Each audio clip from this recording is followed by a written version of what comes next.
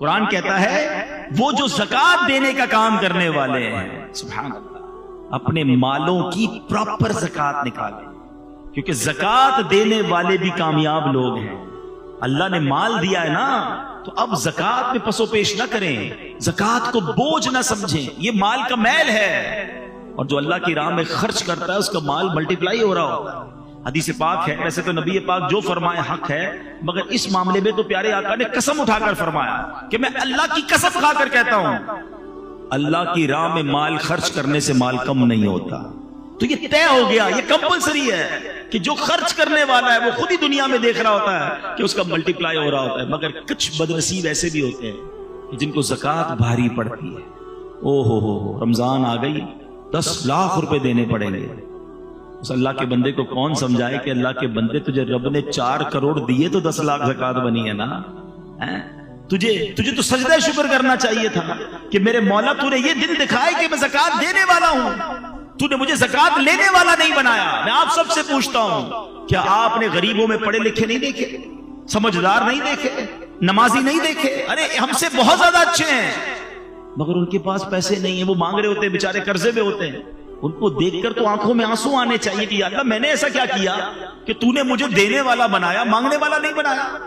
اور جب زکات کی باری آئے تو خوش دلی کے ساتھ، اوپن ہارٹڈلی انجوائے کرتے ہوئے کہ یا اللہ تو نے ایسا کرم کیا مجھ پر کہ میں تیری راہ میں خرچ کرنے والا بنا۔ بوجھ سمجھ کر خرچ کبھی نہ کرنا، ورنہ کہیں ایسا نہ ہو یہ صدقے، یہ خیرات، یہ زکات بھی ضائع کر دی جائے۔ اچھا پھر زکات اور صدقہ دیں مگر کسی کا دل نہ دکھائیں، احسان نہ جتائیں۔ قرآن ہی کہتا ہے یا ایھا الذین آمنوا لا تبطلوا صدقاتکم بالمن والاذی، اے ایمان والو اپنے صدقے ضائع نہ کرو۔ صدقے کیسے ضائع ہو جاتے ہیں؟ پیسے دیے، اکاؤنٹ میں گئے، سلپ بھی آئی، اب کیسے ضائع ہو گیا؟ فرمایا احسان جتا کر اور تکلیف پہنچا کر۔ کچھ بدنصیب ایسے ہوتے ہیں چندہ دیتے ہیں، مدد کرتے ہیں، قرضہ دیتے ہیں، ہیلپ کرتے ہیں، پھر اسے یاد بھی دلا رہے ہوتے ہیں، یاد ہے نا قرضہ دیا تھا تیرے کو، بھول تو نہیں گیا نوکری میں نے لگائی تھی، میرے پاس آیا تھا پھٹے چپل پہن کر، آج کدھر پہنچ گیا ہے، یاد ہے نا سٹارٹ میں نے کروایا تھا۔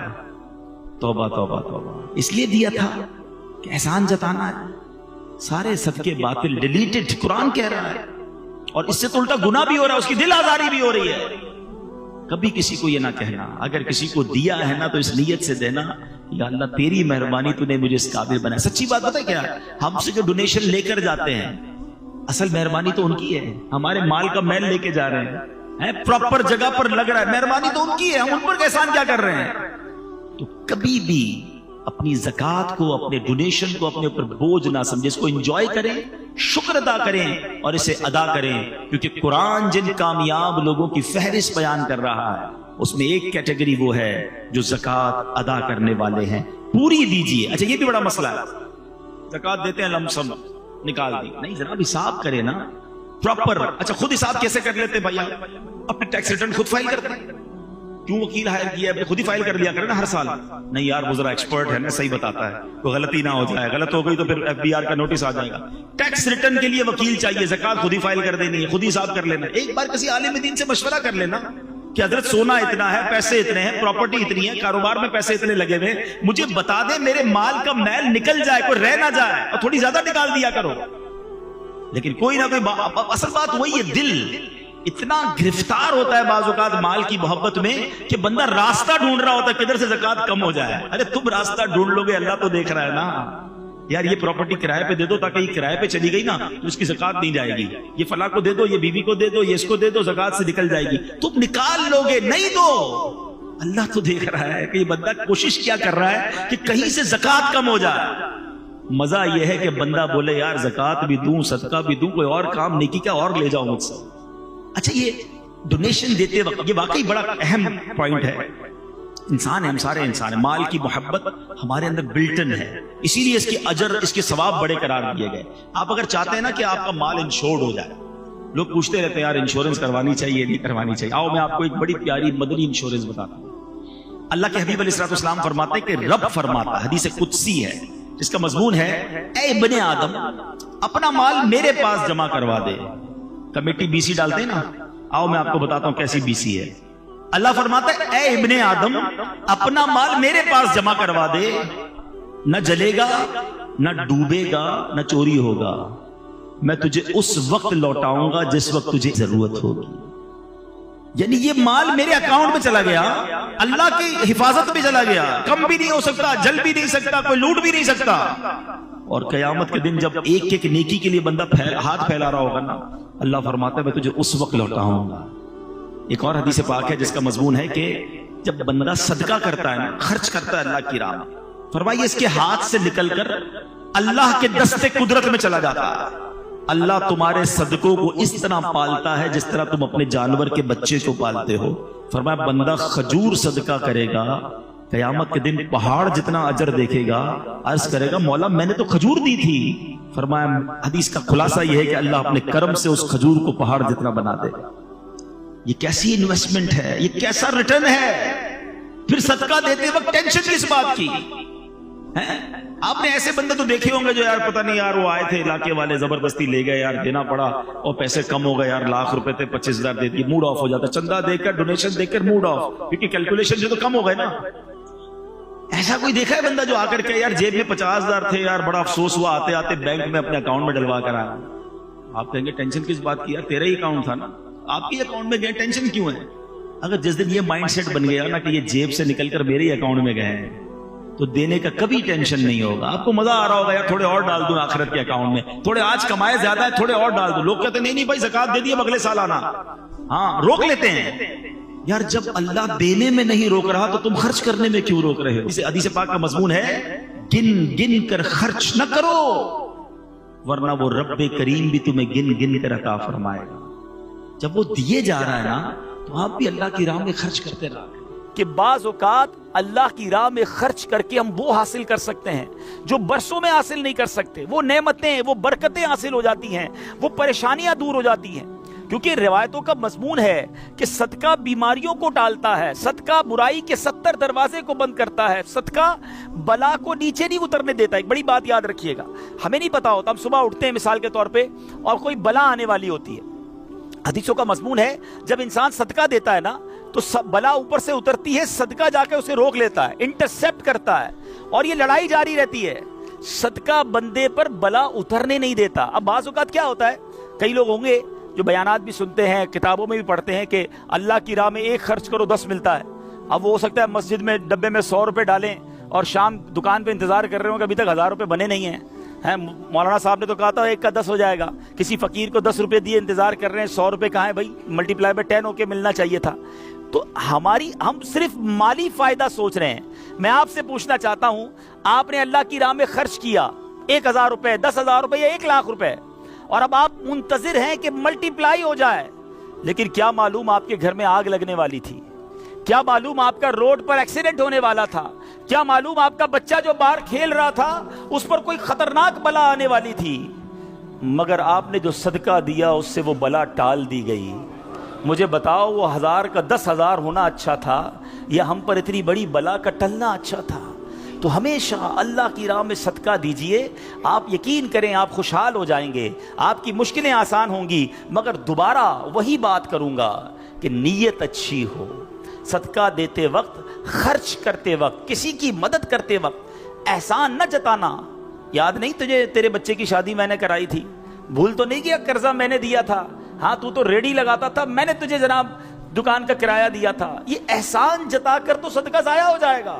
یا ایھا الذین آمنوا لا تبطلوا صدقاتکم بالمن والاذی، اے ایمان والو اپنے صدقے ضائع نہ کرو احسان جتا کر، تکلیف پہنچا کر۔ تو کچھ لوگ صدقہ دیتے بھی ہیں، مدد کرتے بھی ہیں، پھر ساری زندگی جتا رہے ہوتے ہیں، تو یہ بربادی ہے، یہ نہ کریں۔ بس اللہ کے لیے، اللہ کی رضا کے لیے آپ خرچ کریں اور پھر دیکھیں اس کی برکتیں کیسے ملتی ہیں۔ قرآن میں اللہ تبارک و تعالیٰ اپنی راہ میں خرچ کرنے والوں کو کیسا مژدہ سناتا ہے، کیسی خوشخبری ہے، کیسا فرمان ہے۔ اللہ فرماتا ہے ان المصدقین والمصدقات واقرضوا اللہ قرضا حسنا یضاعف لهم ولهم اجر کریم، بے شک صدقہ دینے والے مرد اور صدقہ دینے والی عورتیں اور وہ جنہوں نے اللہ کو اچھا قرض دیا ان کے دونے ہیں اور ان کے لیے عزت کا ثواب ہے۔ اب کمال یہ ہے، یہ ایک جگہ نہیں، قرآن میں کئی جگہ اللہ تبارک و تعالیٰ نے قرض کا لفظ استعمال کیا ہے. کوئی اللہ کو جو اچھا قرض دے. مجھے ایک بات بتائیے, میں آپ میں سے کسی کو کوئی 10,000 روپے رکھوائے اور تھوڑے دنوں بعد کہے کہ ذرا وہ 10,000 میں سے 5,000 روپے دے دو, تو اس 5,000 دینے والے نے کوئی کمال کیا؟ اس کا تو کوئی کمال نہیں نا. پیسے میرے تھے اور میں نے کہا کہ میرے 10,000 میں سے 5,000 مجھے دے دو. کیا کمال کیا؟ میرے پیسے تھے, واپس دے دیے. مگر اللہ کی شان دیکھو, اللہ کی کرم نوازی دیکھو, شان کریمی دیکھو. ہم سب کو دانا دانا اس نے دیا ہے. ہم تو پیدا ہوئے تھے, کپڑے بھی جسم پر نہیں تھے, کھانے کو اس نے دیا, پہننے کو اس نے دیا, گھر اس نے دیا, مال اس نے دیا, سب اس نے دیا. مگر جب اس کی راہ میں خرچ کرنے کی باری آتی ہے تو کہتا ہے, فرماتا ہے قرآن میں, ہے کوئی جو اللہ کو اچھا قرض دے؟ اللہ کا مال ہے, ہم نے کیا کمال کرنا تھا؟ ہم خرچ کرتے, وہ کچھ بھی نہ دیتا اس کے بدلے, پھر بھی اسی کا مال تھا. مگر مہربانی دیکھو, مال بھی وہ دیتا ہے, توفیق بھی وہ دیتا ہے, خرچ کریں تو ثواب بھی وہی دیتا ہے, عطا بھی وہی کرتا ہے. اور علماء نے بڑی زبردست اس پہ ڈیبیٹ کی ہے, مفسرین نے بحث کی ہے کہ جناب ان آیتوں میں قرض کا لفظ کیوں لایا گیا. اللہ اکبر. فرمایا جب آپ اور میں, دنیا میں بندہ کسی کو قرضہ دیتا ہے نا, تو امید ہوتی ہے یہ قرضہ واپس ملے گا. اگر امید نہ ہو تو پھر یہ قرض نہیں ہے, پھر تو تحفہ ہو جائے گا نا. آپ کسی کو تحفہ دے دیں تو آپ کو پتہ یہ واپس نہیں آئے گا. لیکن قرضہ دیتے وقت آپ طے کرتے ہیں کتنے دنوں میں دو گے, کب دو گے, کیسے لوٹاؤ گے. تھوڑی بندہ معلومات بھی کرتا ہے, یار قرضہ دے رہا ہوں, واپس ملے گا نہیں ملے گا. تو قرض کے جب بھی لفظ لون آئے گا, قرض آئے گا, اس کا مطلب یہ کہ یہ واپس ملنا ہے. تو اللہ نے قرآن میں گویا وعدہ فرما لیا ہے کہ تم جو میری راہ میں خرچ کرتے ہو, یہ اللہ کو قرض دینا ہے, یہ تمہیں واپس ملے گا, یہ لوٹایا جائے گا اور زیادہ دیا جائے گا. تو ہمیں اللہ کی راہ میں خرچ کرتے وقت یہ ذہن رکھنا چاہیے. سبحان اللہ. اب بانٹنے سے کیا گھٹتا ہے؟ بڑی خوبصورت حدیث پاک ہے, ذرا سمجھیے گا. ایک بار حضرت عائشہ صدیقہ رضی اللہ تعالی عنہا سے مروی ہے کہ اہل بیت نے, نبی پاک کے گھر والوں نے ایک بکری ذبح کی اور پیارے آقا علیہ الصلوۃ والسلام تشریف لائے. بکری ذبح کی اور انہوں نے کچھ تقسیم بھی کر دی. حدیث کا مضمون ہے, نبی پاک آئے اور ارشاد فرمایا کہ اے عائشہ کیا بچا ہے؟ بکری کو کاٹا تھا, تقسیم کی, کیا بچا ہے؟ عرض کی گئی کہ حضور کاندھے کے سوا کچھ نہیں بچا ہے. کاندھے کا گوشت بچا لیا گیا ہوگا, باقی بانٹ دیا. نبی پاک نے ایک جملے میں ساری بات سمجھا دی, اگر آپ سمجھ جائیں. آقا نے فرمایا عائشہ کاندھے کے سوا سب بچ گیا ہے. بات آ رہی ہے سمجھ میں؟ کہا کیا گیا؟ حضور کاندھا بچ گیا ہے, کاندھے کے سوا کچھ نہیں بچا. اور نبی پاک نے فرمایا کاندھے کے سوا سب بچ گیا ہے. یعنی جو بٹ گیا ہے وہ بچ گیا ہے. یہ ذہن بنا لو کہ آج میں نے اور آپ نے جو اللہ کی راہ میں خرچ کیا وہی بچا ہے, ورنہ باقی تو ہم کھا کے ختم کر دیں گے نا. اگر ہم مر جائیں گے تو یہ پیسے تو بچوں کے وراثت میں چلے جائیں گے. میرے لیے کیا بچا ہے؟ میرے لیے وہی بچا ہے جو میں نے آگے بھیج دیا ہے, جو بانٹ دیا ہے, جو خرچ کر دیا ہے.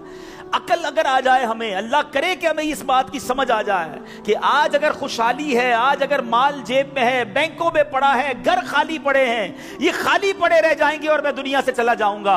اگر میں چاہتا ہوں یہ آخرت کے اکاؤنٹ میں جمع ہو جائیں, میں یہ پیسہ لے کر جنت میں جاؤں اور اس پیسوں کے بدلے جنت کی نعمتیں کما لوں, تو مجھے یہاں یہ اللہ کی راہ میں خرچ کرنا پڑے گا. اور یہ بات میں نہیں کہہ رہا, آپ اور میں یہاں رہنے والے بھی, یہاں بھی کمیٹی ڈالی جاتی ہوگی, BC ہوتی ہوگی کہ تھوڑے تھوڑے پیسے جس میں جمع ہوتے ہیں اور وقت پر مل جاتے ہیں. انسان کمیٹی ڈالتا ہے کہ یار کبھی برے وقتوں میں کام آئے گی, بچی کی شادی میں کام آئے گی. ایسا ہوتا ہوگا نا آپ کے یہاں بھی. اب میں آپ کو حدیث قدسی سناتا ہوں. حدیث قدسی ہے جس کا مضمون ہے, اے ابن آدم اپنا مال میرے پاس جمع کرا دے. اللہ فرماتا ہے اے ابن آدم اپنا مال میرے پاس جمع کرا دے, نہ جلے گا, نہ ڈوبے گا, نہ کم ہوگا. میں تجھے اس دن لوٹاؤں گا جس دن تجھے ایک ایک نیکی کی ضرورت ہوگی. Security deposit. یہ بعض اوقات جو مسجد میں ہمارے آگے سے ڈبہ جاتا ہے نا, یا کبھی کوئی اسلامی بھائی جھولی لے کے بیٹھے ہوتے ہیں, یہ جب جیب سے آپ پیسے نکال کے ڈالتے ہو نا, اس وقت ذہن بناؤ کہ یہ جا نہیں رہا, یہ جمع ہو رہا ہے میرے آخرت کے اکاؤنٹ میں. اور ڈال دوں یار, ابھی آج کل پیسے اچھے ہیں, تھوڑے اور ڈال دوں جمع ہو جائے, ادھر ملے گا. تو جب بھی آپ کے دن اچھے ہوں، یقین کریں جب آپ کے ہاتھ کھلا ہو، آپ کو لگتا ہے یار اللہ نے بڑا نوازا ہوا ہے، تو فوراً آخرت کے لیے سوچیں۔ جیسے ہی زیادہ پیسے آتے بندہ سوچتا ہے نا یار آج کل اچھے پیسے ہو گئے، کوئی اچھی جگہ پر گھر لے لیتے ہیں، چلو بچوں کو لے کے کہیں سیر کرانے جاتے ہیں۔ آپ اپنے پیسے کو دنیا میں انجوائمنٹ کے لیے جب یوز کر رہے ہیں تو اسی پیسے کو آخرت کی انجوائمنٹ کے لیے، آخرت کی لگزریز کے لیے، آخرت کی نعمتوں کے لیے استعمال کرنے کا ذہن بنائیں اور دیتے چلے جائیں۔ میں یہاں ایک مشورہ بھی دینا چاہوں گا، بالخصوص میرے بزرگوں کو، اللہ نے جن کو نوازا ہے، بلکہ میں کہتا ہوں تھوڑے پیسے بھی ہیں نا، یہ میرا مشورہ یاد رکھ لو۔ اور یہ امیر علیہ سنت نے ایک بار مدنی مذاکرے میں بھی فرمایا تھا۔ ہم نے الحمدللہ تحدیث نعمت کے لیے عرض کرتا ہوں، الحمدللہ میری والدہ مرحومہ نے، میرے والد صاحب نے، میں نے خود بھی، ہمارے گھر والوں نے، ہم نے اس طریقے پر عمل کیا اور اس کی برکتیں پائی ہیں۔ تو اچھی نیت سے میں آپ کو بتاتا ہوں کہ ہم دیکھیں دنیا میں ہیں، ٹھیک ہے، ہم نے بہت سارے ایسے جنازے پڑھے ہیں، ایسے سویم میں بھی گئے ہیں، 40ویں میں بھی گئے ہیں، اور جا کے ہم نے مرحوم کے بچوں کو کہا ہے کہ دیکھیں آپ کے ابو جان چلے گئے دنیا سے، کروڑوں روپے چھوڑ کر گئے ہیں، آپ کے ابو نے کتنا کیا آپ کے لیے، اب آپ اپنے ابو کے لیے کچھ کیجئے، کوئی مسجد بنائیے، کوئی مدرسہ بنائیے، کوئی کنواں کھدوائیے، اپنے والد کو ثواب پہنچائیے۔ تو وہ بیٹا جس کے لیے باپ نے زندگی گزار دی، کروڑوں اربوں روپے چھوڑ کر گیا، وہ کہتا ہے ابھی تو ہاتھ بڑا ٹائٹ ہے، تو ابھی بعد میں کریں گے، تو بعد میں دیکھ لیں گے، اور ہم دیکھتے ہیں اس کے بعد مرحوم کے لیے بظاہر کچھ نہیں کیا جاتا۔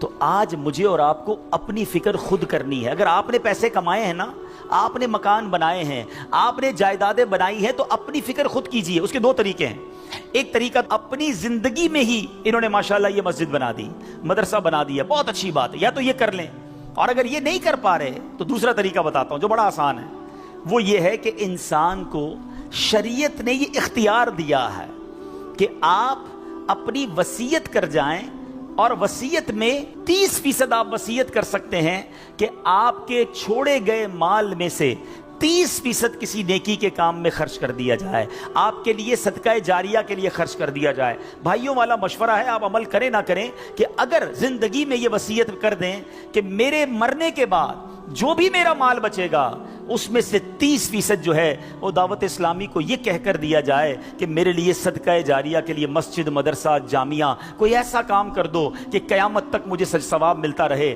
مجھے بتاؤ مرنے کے بعد آپ کا مال 70% تو بچوں کے لیے بچے گا نا، 30% تو اپنے ساتھ لے جاؤ، اپنی جنت بنا لو۔ ورنہ ہوتا یہ ہے کہ ساری زندگی والد نے محنت کی، محنت کرتے کرتے بوڑھا ہو گیا، لاکھوں کروڑوں روپے کی جائیدادیں چھوڑ کر گیا، اور مرنے کے بعد خاندان میں کوئی ایصال ثواب، کوئی خرچ کرنے کے لیے تیار نہیں ہے۔ تو دو چیزیں یاد رکھیں، ایک تو زندگی ہی میں اپنے لیے ثواب جاریہ والے کام کر لیں۔ اللہ کی رحمت سے دعوت اسلامی ساری دنیا میں مسجدیں بنا رہی ہے، ماشاءاللہ ایسے کئی کام ہو رہے ہیں جو قیامت تک چلنے والے ہیں۔ آپ اپنی زندگی میں اپنے لیے وہ کام کر لیجئے، اور اگر ایسا نہ بھی کر سکیں اور کر بھی لیا ہو تو وصیت کرنے میں تو کوئی حرج نہیں ہے کہ مرنے کے بعد تو میرا مال میرے پاس رہنا ہی نہیں ہے، تو کیوں نہ وہ میرے ساتھ جنت میں مجھے کام آ جائے۔ اور آج بھی صدقہ کیسی کیسی پریشانیوں اور بیماریوں کو دور کرتا ہے، اللہ اکبر۔ ایک اور ایمان افروز واقعہ سناتا ہوں کہ ایک بار حضرت عیسیٰ علیہ نبینا علیہ السلام کے زمانے میں ایک دھوبی تھا جو لوگوں کے کپڑے آپس میں تبدیل کر دیتا تھا، یعنی لوگوں کے کپڑے ملا دیتا، لوگ بڑے پریشان تھے اس سے۔ تو لوگوں نے حضرت عیسیٰ علیہ السلام کو اس کے متعلق بتایا، تو آپ نے اللہ عز و جل کی بارگاہ میں دعا کی کہ اے اللہ اس کو ہلاک فرما دے۔ اللہ کے نبی نے ایک ایسے شخص کے لیے دعا کی کہ یا اللہ اس کو ہلاک کر دے، تیرے بندے اس سے بڑے پریشان ہیں۔ ایک روز وہ دھوبی بالکل اسی معمول میں نکلا، اس کے پاس 3 روٹیاں تھیں۔ ایک سائل آیا، ایک فقیر آیا، اور اس نے کہا کہ اللہ کے لیے مجھے روٹی دے دو۔ تو آپ نے اس دھوبی نے ایک روٹی اس سائل کو دے دی۔ سائل نے دعا دی کہ اللہ تعالیٰ تجھ سے آفات سماویہ کا شر دور کر دے، آسمانی بلاؤں کو دور کر دے۔ دھوبی بڑا متاثر ہوا، بڑی پیاری دعا دی، ایک اور روٹی بھی دے دی۔ اس سائل نے دعا دی کہ اللہ تعالیٰ تجھے جملہ آفتوں سے محفوظ رکھے۔ اس نے تیسری روٹی بھی دے دی۔ اب اس سائل نے دعا دی اللہ تجھے توبہ کی توفیق عطا فرمائے۔ اب اس دوران ایک بڑا سانپ اس کی گٹھڑی میں داخل ہو چکا تھا، کیونکہ حضرت عیسیٰ نے دعا کی تھی اس کو ہلاکت کی۔ ایک بڑا سا سانپ جو ہے اس کی کپڑوں کی گٹھڑی میں داخل ہو چکا تھا۔ جب دھوبی نے کپڑے لینے کا ارادہ کیا تو اس سانپ نے اسے ڈسنا چاہا، ایک فرشتے نے اسی وقت سانپ کو لوہے کی لگام ڈال دی اور دھوبی سلامتی کے ساتھ واپس آ گیا۔ لوگوں نے حضرت عیسیٰ علیہ السلام سے کہا کہ یا روح اللہ آپ نے دعا کی تھی، یہ بندہ تو ایسے ہی ہٹا کٹا گھوم رہا ہے، بالکل ٹھیک، کچھ مسئلہ ہی نہیں ہوا اس کے ساتھ، سلامت۔ تو آپ نے اس دھوبی کو بلایا، بتا تو نے کون سی ایسی بھلائی کی ہے، میں نے تیری ہلاکت کی دعا کی اور تو بالکل سلامت گھوم رہا ہے۔ وہ کہتا حضور میں نے 3 روٹیاں صدقہ کی ہیں، اتنے گناہ اتنی خطائیں، سارا شہر پریشان، مگر جب صدقہ کیا 3 روٹی کا، آپ نے اس سانپ سے پوچھا کہ تو نے قتل کیوں نہیں کیا، تیری تو ڈیوٹی تھی نا۔ تو سانپ کہتا ہے اے اللہ کے نبی، اللہ نے آپ کی دعا تو قبول فرما لی، مجھے ہلاک کرنے کے لیے بھیج بھی دیا، مگر جب اس دھوبی نے ایک سائل کو صدقہ دیا تو ایک فرشتے نے مجھے لوہے کی لگام ڈال کر روک لیا۔ اب وہ دھوبی بھی سارا واقعہ سن رہا تھا کہ اتنے گناہ ہیں، سامنے ایک چھوٹا سا صدقہ کیا، میری ہلاکت رک گئی۔ اس دھوبی نے بھی توبہ کر لی، اپنے گناہوں سے تائب ہو گیا۔ کیا سیکھنے کو ملا؟ صدقہ بلاؤں کو ٹالتا ہے، صدقہ مصیبتوں کو ٹالتا ہے، صدقہ عمر میں برکت لاتا ہے۔ ایک بار حضرت داؤد علیہ نبینا علیہ الصلوۃ والسلام کے پاس ایک شخص تھا، اور وہ حضرت ملک الموت آئے اور اس کو بڑا گھور کے دیکھنے لگے۔ تو تھوڑی دیر کے بعد ملک الموت تو چلے گئے، تو آپ نے اس شخص نے کہا کہ حضور یہ کون تھا جو مجھے گھور رہا تھا؟ آپ نے کہا ملک الموت تھے۔ ملک الموت سے پوچھا کہ تم کیوں گھور رہے تھے؟ کہا کہ یہ بندے کی اب 3 دن زندگی رہ گئی ہے، اب 3 دن کے بعد یہ دنیا سے چلا جائے گا۔ تھوڑے دن ہوئے تو وہ بندہ گھوم رہا ہے، پھر رہا ہے آپ کے سامنے۔ ملک الموت آیا، آپ نے کہا تم نے تو کہا تھا 3 دن میں اس کی روح قبض کرنی، یہ تو بالکل ٹھیک ہے، کوئی مسئلہ ہی نہیں۔ کہا حضور 3 دن ہی باقی تھے، میں نے روح قبض کرنے پہنچنا تھا، جس دن پہنچنا تھا اس دن یہ بندہ گھر سے باہر نکلا، ایک غریب نے صدا لگائی، ایک فقیر نے پکارا، اس نے 20 درہم اس کو دیے، اس فقیر نے اس کو دعا دی، اللہ نے وہ دعا ایسی قبول کی کہ ہر درہم کے بدلے اس کی عمر میں 1 سال کا اضافہ فرما دیا۔ 20 سال عمر بڑھ گئی ہے اس کی۔ اب ذرا سوچئے میٹھے اسلامی بھائیوں، ایسے کئی واقعات ہیں، کئی باتیں بتا دی جاتی ہیں، کئی باتیں پتہ نہیں ہوتی۔ ہو سکتا ہے ہماری بھی آخری وقت آنے والا ہو، اللہ نے کسی کی دعا سے بڑھا دیا ہو، ہمارا بھی کوئی برا وقت آنے والا ہو، کوئی اللہ نے نیکی کروا دی، ہم بچ گئے ہوں، تو کرتے رہا کرو نیکی، جچاؤ نہ، دکھاؤ نہ، بتاؤ نہ، کرتے رہا کرو۔ اللہ کریم ہے، وہ نیکوکاروں کا اجر ضائع نہیں کرتا، وہ ضرور عطا فرماتا ہے۔ اور کیسے عطا فرماتا ہے؟ ایسے ایسے واقعات ہیں کہ سنے تو ایمان تازہ ہو جاتا ہے۔ مثال کے طور پہ حضرت سیدنا حبیب عجمی رحمۃ اللہ تعالی علیہ کے دروازے پر ایک سائل نے دستک دی، تو آپ کی زوجہ محترمہ جو ہے وہ آٹا گوندھ کے رکھا تھا اور پڑوس سے آگ لینے گئی تھی۔ پہلے زمانے میں لکڑی وغیرہ آگ کے لیے لینی ہوتی تھی، آٹا گوندا ہوا تیار تھا، آپ نے وہی آٹا اٹھایا اور اس سائل کو دے دیا۔ آپ کی زوجہ آئیں کہ آٹا کدھر گیا؟ کہ غریب آیا تھا، اس کو ضرورت تھی، میں نے گوندا ہوا آٹا دے دیا۔ بولے بہت اچھا کیا، مگر ہم نے بھی تو کھانا ہے نا، ہمارے لیے تو کچھ نہیں چھوڑا، آپ نے سارا ہی دے دیا۔ اب تھوڑی دیر ہوئی تو کیا ہوتا ہے کہ دروازے پر دستک ہوتی ہے، ایک بندہ ایک بہت بڑا تھال لے کر پکی ہوئی روٹیاں بھی لاتا ہے اور سالن بھی لاتا ہے۔ آپ اپنی زوجہ سے کہتے ہیں دیکھ لو، دیا آٹا تھا، روٹیاں بھی پکے آ گئیں، ساتھ سالن بھی آ گیا ہے۔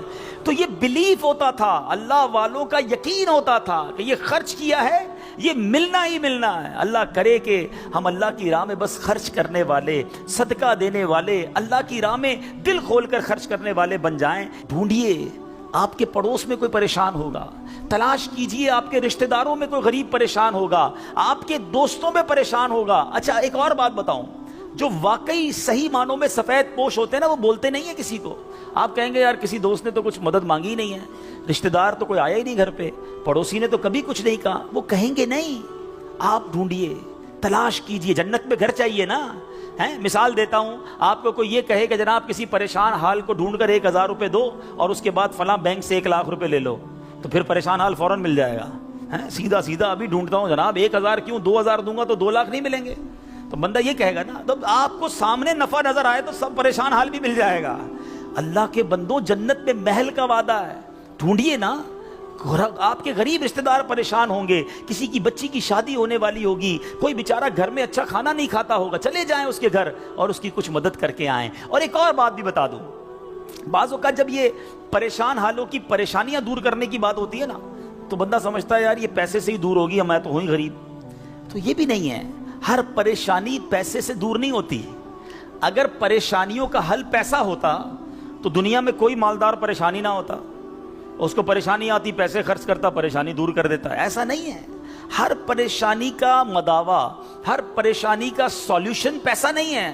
آپ کو یہ نہیں کہا گیا کہ جو مالی مدد کرے گا اسے جنت میں محل دیا جائے گا۔